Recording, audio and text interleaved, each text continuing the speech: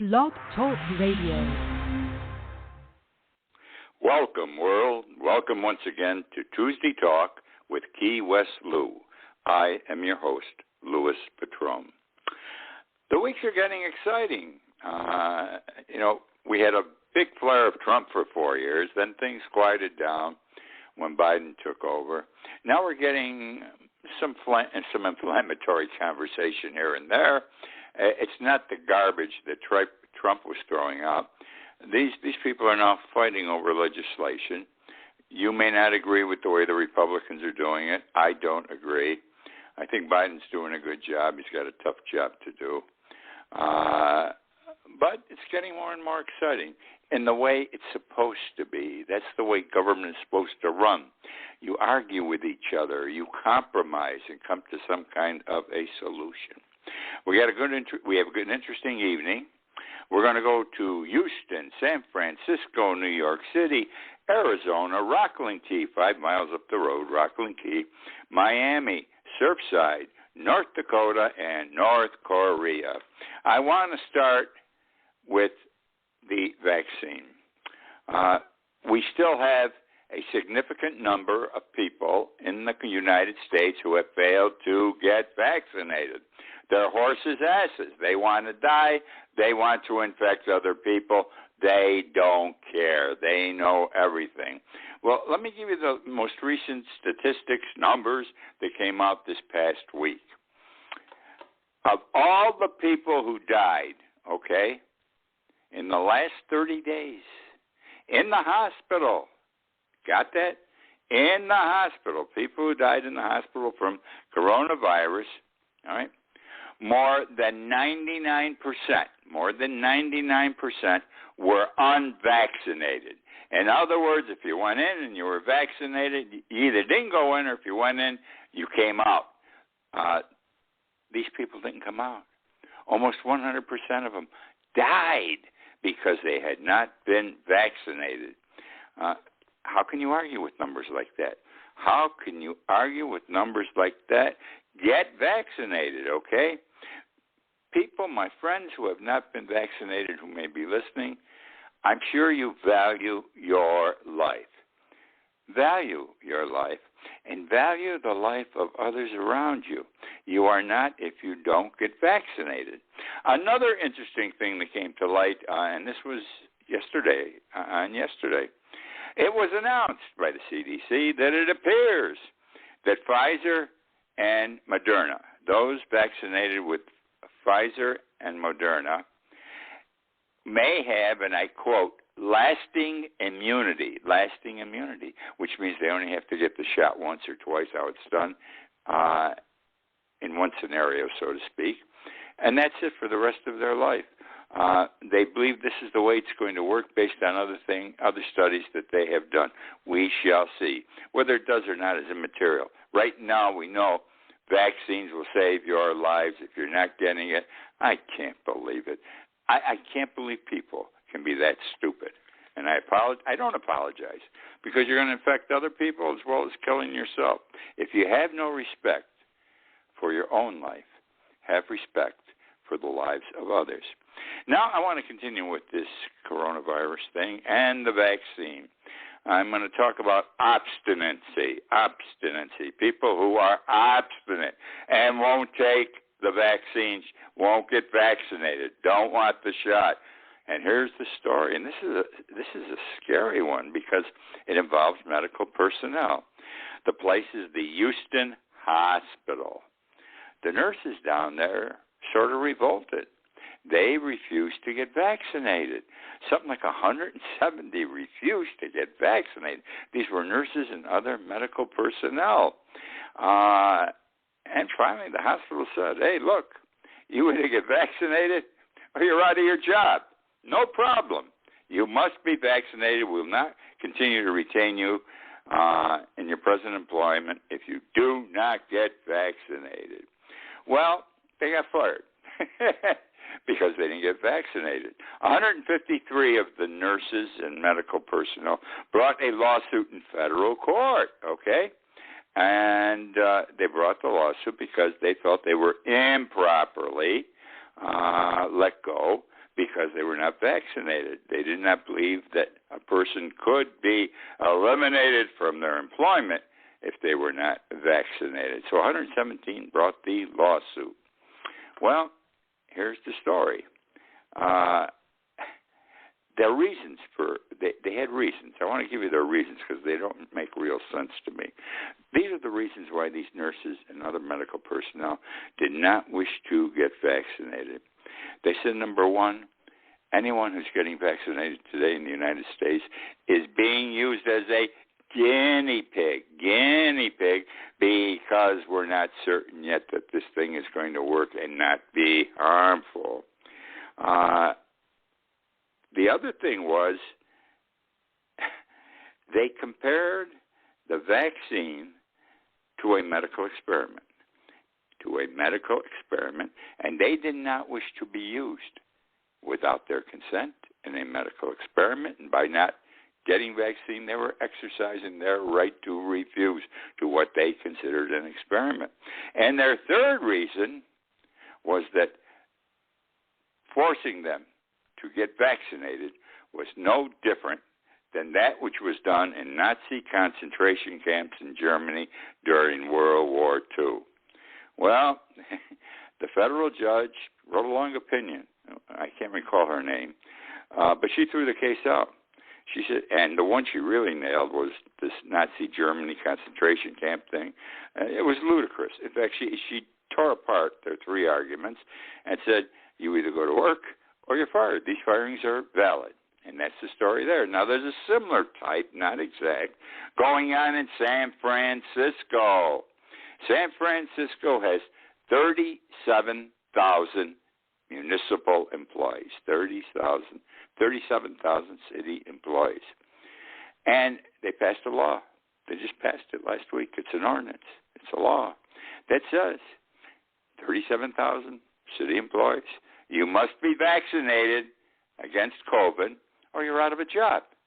Within 10 days, you're gone if you don't get vaccinated. Well, no, I'm sorry, it wasn't 10 days. It was 10 weeks to get vaccinated. They have enough time. And they don't want to, and they didn't. Well, here's the story here.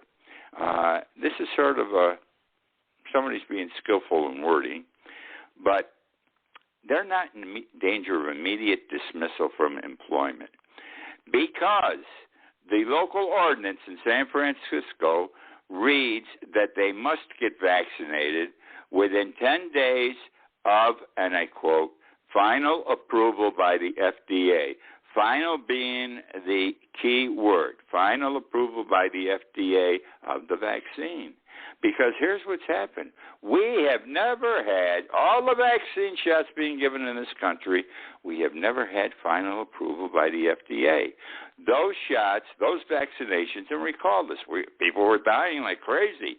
So we went to an emergency use. We didn't test it as deeply as we normally would, but we had a problem. People were dying too quickly. And so the vaccines presently being used, Pfizer, Moderna, all of them, are being used as, quote, emergency use vaccine. Emergency use vaccine. So San Francisco is covering their ass saying we're trying to do the right thing. I don't know if their heart was in the right place, but they wanted to do something, and they did it, but it may take forever. Because even if tomorrow the FDA says we finally approve these vaccines, they still got 10 weeks to make up their mind. And during that time, people get sick, people give the infection to other people, people die. Not right. Okay, we're going to go to Rudy Giuliani. This guy was a hell of a lawyer in his day. He's not anymore, of course. What was his day? Oh, his day goes back to the 70s. He was the U.S. Attorney for the Southern District of New York, the most powerful U.S. Attorney seat in the United States. In those days, the mafia was the problem, the Italian mafia. He went after the big guys, the Dons. He went after them ruthlessly. He didn't care. And he convicted most of them. And he tried the cases himself. He was the wonder guy. He was the great lawyer. Everyone loved him. And then came 9/11. My God, he was in the Twin Towers. He was hiding under desks while he was going through helping to look for survivors. And then this man who lost, or what was lost were something like 2,800 policemen, firemen, and other first responders. He made it his business to go to the funeral service for each one of the dead. He may not have stayed long, but he was in and out. He made his appearance to all of them. America loved Rudy Giuliani.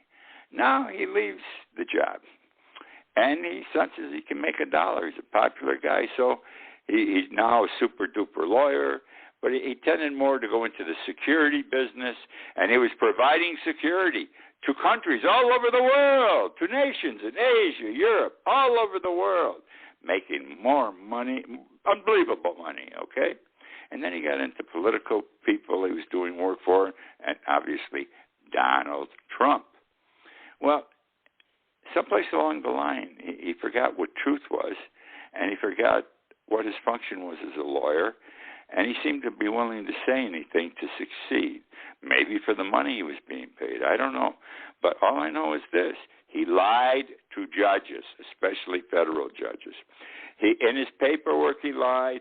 In his oral arguments before the judges, he made representations that weren't true. Like in one case, I mean, he went into court and said the ballots in a certain place that were for Trump were changed to Biden by an Italian satellite. By an Italian satellite that was shooting down on these ballots from the high sky. And it was garbage like this, he's telling the judge. But, of course, he had no proof to back it up. Absolutely no proof. Conjecture. But he came up with these wild theories.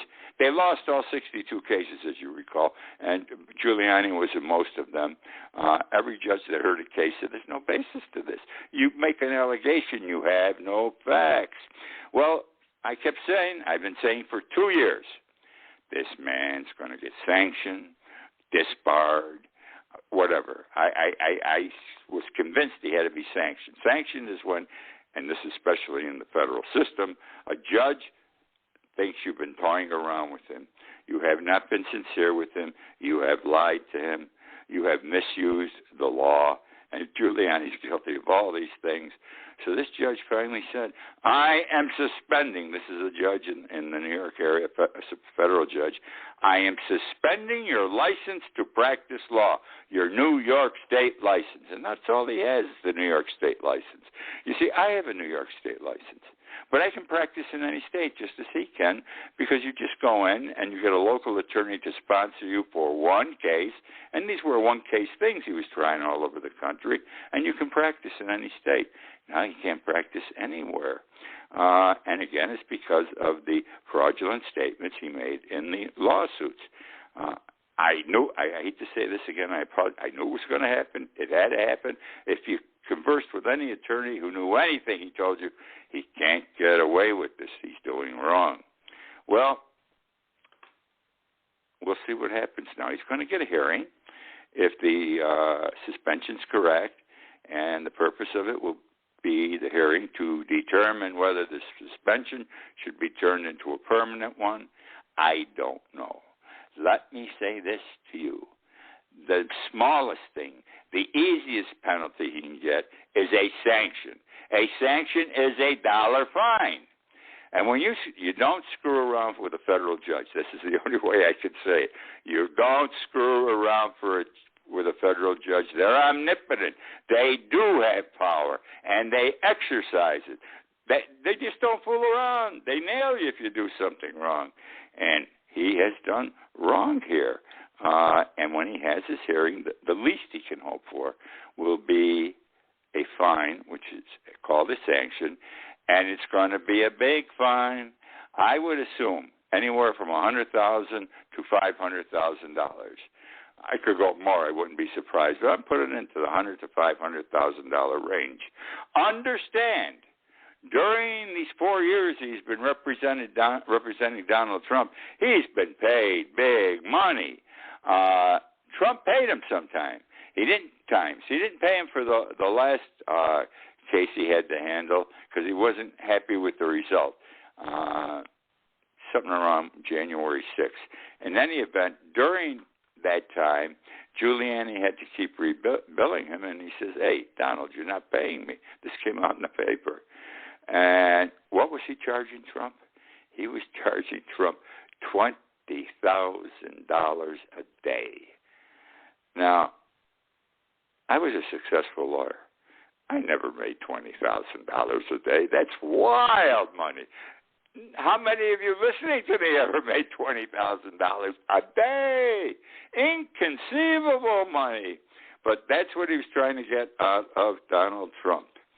All right, now we're going to Arizona. The audit. We haven't heard about the audit in a couple of weeks. The Arizona audit. Well, we're reaching the point where members of the Republican Party in Arizona are getting disgusted with the audit. Would you believe it? This thing started out, 3 months ago in Maricopa County in Arizona. Maricopa is the largest county in Arizona.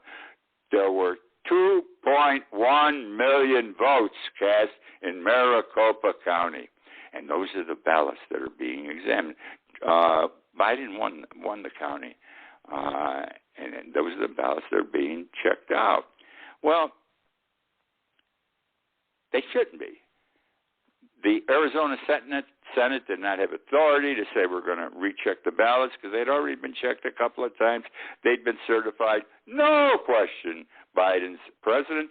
No way on God's earth was Trump going to upset the election no matter what these people found.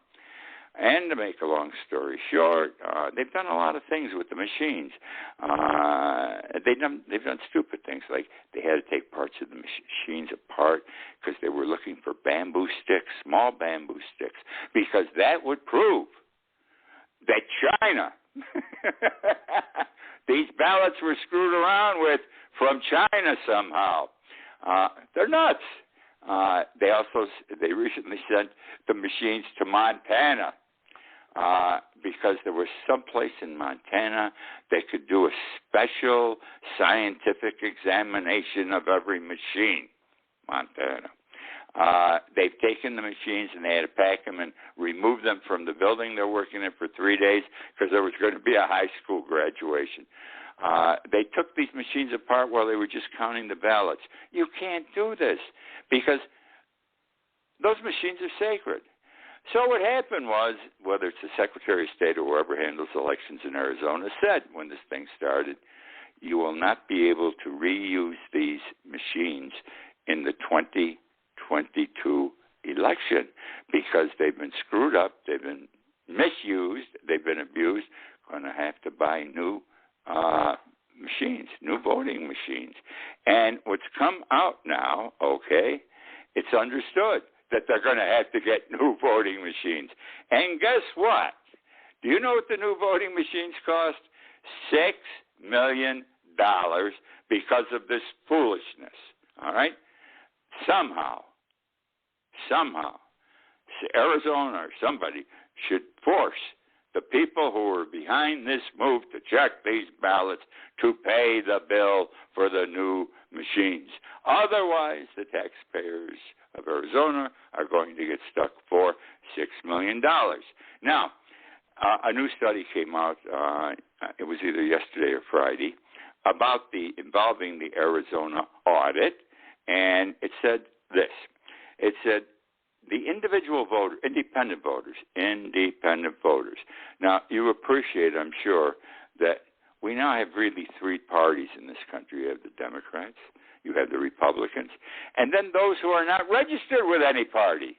They're referred to as independents. And I'm telling you, the independent voter bloc is larger than either the Democrat or Republican blocs. Okay, so they're a powerful group. And here's what the study indicated. The independent voters of Arizona, this is now, not 3 months ago, now oppose the controversial recounting of ballots by a wide margin. And the study also revealed that one half of the voters in Arizona are now opposed to the recount effort. This includes all of them, the three parties as I describe them as parties. Isn't that amazing? Wasn't this way 3, 4, 5 months ago? Okay. A top Republican operator, a top GOP operator in Arizona is Sean Noble. And Sean said this past week, and I quote, "It's a failure. It's a joke," quote unquote. It's a failure. It's a joke. He was referring to the audit. And it is. It is all this time and money wasted, and all because Donald Trump kept saying the election, it was illegitimate. They rigged it. And people bought this line of crap. I've got to say it that way. I'd use a stronger word, but I don't want to. Crap. It's pure, unadulterated crap. They bought it. They believed it. And many of them, I read something recently that a third of the people in this country still believe that Trump was defrauded by the election. The balloting was rigged. How can you believe this? I don't know why they love this guy so much, because he's the Pied Piper. When he was leading the kids, he let them off a cliff, and these people are going to go off a cliff at some point in time. Now I want to talk about something that I just learned about this morning, and I don't agree with it. And it's something, normally, I accept the black people have been discriminated against. They've been abused, etc., everything. And they are entitled to their day, and I can't blame them for trying to say, now's the time, you were going to do it this, you were going to do it that, and you never do anything. We want equal rights. And I can't argue with that. However, this is what happens. This is what happened yesterday. There is a university called Towson, Towson, Towson University, and it held a symposium. And the symposium was entitled Anti-Racist Pedagogy Symposium. What a big name. Anti-Racist Pedagogy Symposium. And this is basically what it was. Black professors, black students, black young people, they said, we blacks have our own language. It's the language of the streets. It's not smooth and defined as the English language, but we have our own language that blacks across the country understand when we speak.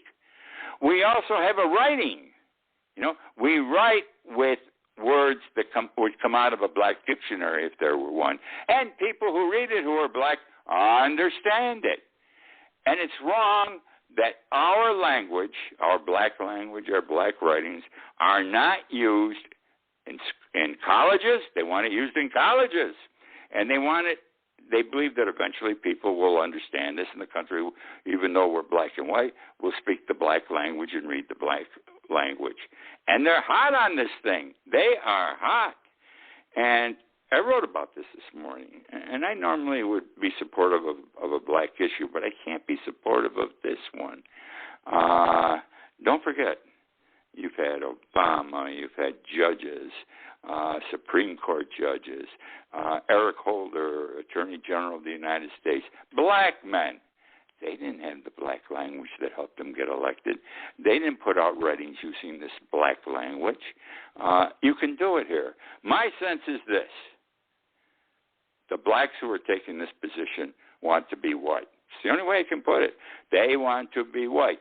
Nothing wrong with it, because they see the whites have everything. They want a piece of the action. I believe everyone's entitled to sit at the table and eat. Black, white, purple, green. However, if you want it, and you want that life, you have to be assimilated. You have to work to be like the people you want to be like. In other words, the blacks should work at acquiring and learning white traits in the way white people do things, if that's the lifestyle they want. They're handling this the wrong way. It's not going to go anywhere, I don't think. They, for some reason, refuse to adopt white methods, and that's the way they're going to achieve the success they want, rather than say, We have our own language on the street. Blacks understand it. We can read this language, etc. Which now, this is a beauty I'm going to talk about now. This is really a beauty. It had to happen. It's happened in bathrooms in grammar schools, I guess, maybe even in high schools. I'm going to be talking about LGBT. There is a spa in Los Angeles called the Y Spot, W-I, Y Spot. Now, for about 15 years back in the 70s and 80s, I went to a spa once or twice a year, every year. My whole life I've got a weight problem. I have to watch. I have to fight it. I diet. I go to La Costa, just outside San Diego, for a week, 10 days, or 2 weeks. I'd only lose a pound a day. But I was, by the way, 600 calories a day was how much food I got. And I exercised from 9 in the morning to 5 in the evening. And you went from one exercise to the other. Always moving. And, I'd come home, and that exercise and the way I ate really helped me for about 2 months. I ate much less, and I was able to hold that pound a day off. And then it started coming back. It always came back. So I used to go back to La Costa. That was my crutch. So what am I going to talk about now? Spas. I know about spas. I've been to spas in other parts of the country also. And a spa has a female section and a male section. The males don't see the females, and the females don't see the males. One reason, and probably the primary reason, is everyone's bare ass. The men don't dress, the women don't dress. Everybody walks without clothes on. Because the whole purpose of a spa is you're going to be in a pool doing exercise. You're going from hot water to cold water doing exercises. You're always in the shower. You're getting a massage. You're getting a facial. Who wears clothes? Nobody wears clothes. You take off all your clothes and you walk around. Now, we have men who believe they are women, and we have women who believe they are men. They're just in the wrong body. We all understand this, and we accept this, and we want to help these people. Something like 3% of our population is that way. Well, at this spa, on the female side, in walks a person with a male body, no clothes on, and one woman said, and I quote, his dick, that's how she described it, was swinging left to right. A mother was there with 3 teenage daughters. Everybody's bare ass, understand? Black, female, male. And this guy's in the female section again. And she yells out, he has a penis. Terrible. Well, it became an issue. It became an issue between the gentleman who thought he was a woman, and so he could walk bare ass in the female section, the spa who had to make a decision which way they were going to go, and the women that didn't want him in their section. The spa sided with the gentleman who thought he was a woman. And they said, this is the way it is today. He thinks he's a woman, he can use the female section. And that's the story there. It had to happen. It just had to happen. All right, where are we going here? Cockfighting. Cockfighting. Every 4 or 5 years, we have a cockfighting arrest here in the Keys. We just had one yesterday, 5 miles from where I'm sitting right now in Rockland Key. I can't go into the whole thing right now because I don't have the time, but a guy was raising chickens. He was training them, and he was holding cockfighting fights, and people would pay to go and watch them. These things are always in the woods and the mangroves. You really can find them. And they found another one. They arrested the guy, and he's going to do time. This is not good stuff. That's all I want to tell you. It's not accepted anywhere in the country. Cockfighting is illegal in every state. Even spectators can be arrested in 43 of our states. Now, my friends, that is the show for this week. That's it, folks. I thank you for joining me. And I say thanks again. I just love the fact you follow the show. And I keep saying that my numbers go up every week. Not dramatically, but I'm on an increase every week for years. So they've gotten up there, and I love it, and I thank you for it.